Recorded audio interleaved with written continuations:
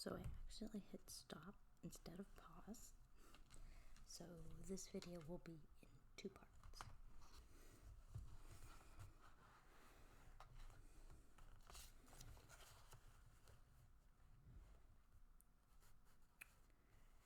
The couple's aging dog had never liked the house, showing great uneasiness when they first moved in, but gradually adjusting. He had one adventure that nobody could ever begin to explain. On a morning after a night of heavy rain, with thunder and lightning, the dog was found to be soaking wet. He had been indoors when the couple locked up and went to bed, and all the doors were still locked next morning. Brophy did not comment on whether or not the animal was afraid of storms, but a great many dogs are, especially as they age. There were no leaks or other sources of drenching water in the house. The only possible explanation would seem to be that somebody entered the house for burglary and the dog went outside when they came in. Whether or not he was afraid of storms, then back in when they went out. There was no sign of entry though. Nothing was missing or disturbed, and the dog had not barked as almost any dog would do if its domain were invaded.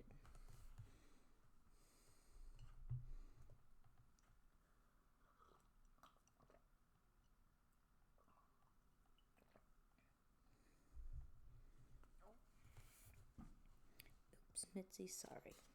Leanne Gilbert, who was born in Rolla and now lives in Sand Springs, Oklahoma, had a gray-blue cat named Mitzi, who shared her home for many years. When the much-cherished cat died, Leanne had trouble adjusting to the loss, even though she still had Mitzi's companion, another Russian blue named Tyrell. Mitzi was often in Leanne's dreams, and several times she told her family she had glimpses of the lovely cat. Sometimes Tyrell, who had lost his vision, went through the actions she and Mitzi had followed in play. Actions that one cat would not do alone. Of course, Leanne found little acceptance for her contention that Mitzi was still around, not until an evening when friends came over to play cards. One of the men excused himself to go to the bathroom. When he came out, all present heard a crash that reverberated loudly in the hallway. The friend joined them in an apologetic mode. "Leanne," he said, "I may have stepped on Tyrell. I fell into the wall trying to avoid him, but those gray cats are so hard to see. He ran off, and now I can't find him." "Roy," Leanne said, lifting Tyrell up for all to see. "He's been in my arms the whole time." She didn't have to say, Now do you believe me about Mitzi?" And hooved haunts. And now for the supernatural and horses. One man talking to me at a book signing said that when he was a young farm boy, he was one day working alone while his father and their hired man replaced the gates to a large field. They were out of sight of the boy. Around noon, he said, a party of horsemen rode and stopped to rest under a big tree by our stream. This was nothing unusual. We were glad for people to refresh themselves there, but there wasn't a single guy or horse that I knew in the group, and there was something odd about them. Ordinarily, I'd have gone over and talked, but they didn't return my wave, so I just went on working. As I think of their clothes now, it seems like there was a lot of blue mixed in, like remnants of Union uniforms. I always thought there was something supernatural about this. Now I wonder if they were from another time. The visitors loosened girths and let their horses drink and graze. Some of the men splashed water on their own heads and faces. They broke out food. The observer couldn't see what they were eating, but he noted that they made no fire. They rested for maybe 45 minutes, he said, then gathered up and rode out again, just as anyone would do who stopped there. At supper, the boy asked his father if he knew who the horsemen were and why they seemed so strange. The father declared that nobody had ridden by him that day. How could several horses and riders pass unnoticed while he and his employee worked on the gate? Not wanting to appear demented, the boy never mentioned the incident again. But as an aging man, he told me, "I remember it as clearly as if it were a movie I saw last night. I remember that one of the horses was spotted, and I'd seen very few spotted horses up to then. Nobody in our area had one." Did it come true on him? In St. Louis in 1991, Deanna Bruno wrote of a Chesterfield area hermit named Joanne Cushwants, who loved to ride his white horse around on side streets and roads at night to scare people. Whether he wore some special outfit for this nocturnal excursions was not specified, nor was it known whether he had the horse trained to rear or do other fearsome things. But she wrote that one night the horse came tearing down one of the busier streets in town, dragging its owner, who seemed to be clinging to its tail. Neither of them has ever been seen again. The wildest ride. A Mexico woman told of a really wild ride. In her country's community, since before she was born, people talked of a ghost inhabiting a certain deserted little church. It appeared as if an emancipated old woman with flying white hair and always naked. Nobody suggested anything worse than just seeing her, but on a stormy night, one horseman had the extremely close encounter. He had taken refuge in the church, but because of its reputation, he stood barely inside the vestibule, holding his horse's reins. He was resolved not to look behind him, or to the left or right. However, the ghost announced herself with a shrill laugh that could not be ignored. A lightning flash revealed the apparition he'd heard all of his life. Helped by adrenaline, the man jumped onto his horse and spurred it away from the church door. To his horror, the next lightning flash revealed the old woman, ravaged, flabby, and grinning crazily, perched behind his saddle. The story does not say whether he could feel her holding onto his body or his clothes. It does not say whether she went all the way home with him or how the horse reacted to such goings-on. Haggard horses. A February 13th, 1902 clipping from Vertical Files of the State Historical Society in Columbia refers to a superstition about haggard horses. The author, a Cooper Countian named I. MacDonald DeMuth, told of a day in 1960 where he was saddling his favorite mare for a trip to town, and one of his father's stable employees came and earnestly entreated him not to take her out.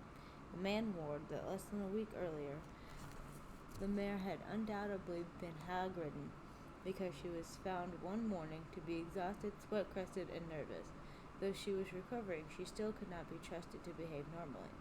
The stable man went ahead to explain that hags are little creatures about a foot tall who look like a shriveled, skinny old woman, except that they have wings similar to a bat's, and their feet and hands are like the feet of raptors, equipped with strong claws.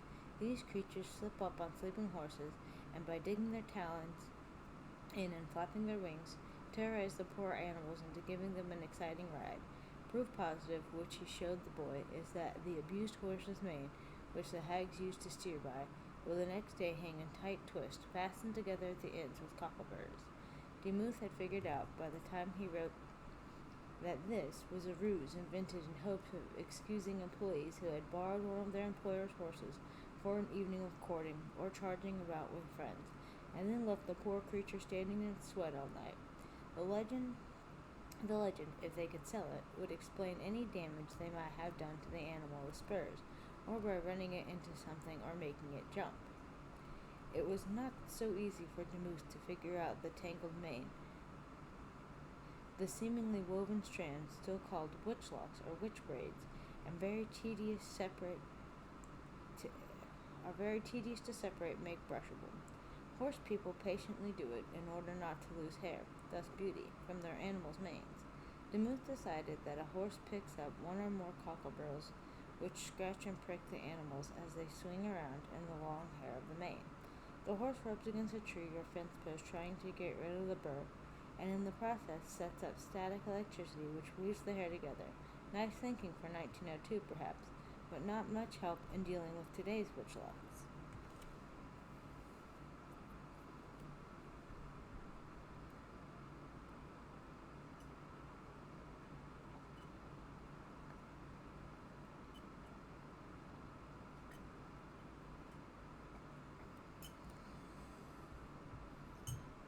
Is Jewel psychic?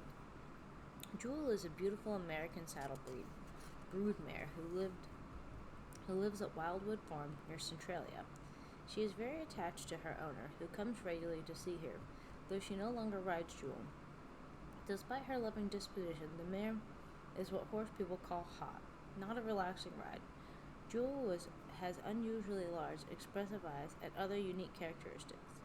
Lynn Frazee, who operates the farm with her husband Terry, describes Jewel as the most verbal horse I've ever been around. She has a lot to say about everything, Lynn's daughter Heather expands of that. Sometimes when you're working around her, she keeps up a conversation with varied tones and inflections. Jules' partners in conversation include her unborn foals, though this in itself is not uncommon. Many pregnant mares turn their faces back close to their bellies and make tender, cozy little sounds that horse people treasure. You'll never hear that except when they're pregnant or have new babies, they explain. Lynn says that Jules' prenatal murmurings are more constant than any mare she's ever seen. But Jewel goes farther. When pregnant women come into the barn, she tries to get to them so she can listen to their bellies and say a few words.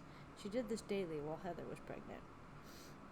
When Jules' owner conceived, everyone was touched as time passed to see Jules' intense interest. She sometimes talked to the woman's belly loudly enough to disrupt human conversations. Admittedly, two people who loved Jewel may have read delight into her reactions, but they wondered if the mare realized this was a fragile pregnancy. Special measures were being taken to preserve it.